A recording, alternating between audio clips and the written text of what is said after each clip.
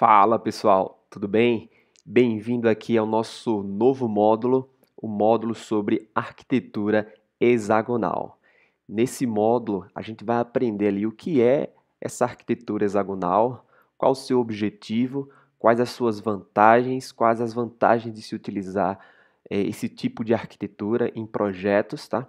E iremos aprender na prática, sem enrolação, como desenvolver uma API de ponta a ponta com esse padrão arquitetural, né? Esse padrão da arquitetura hexagonal.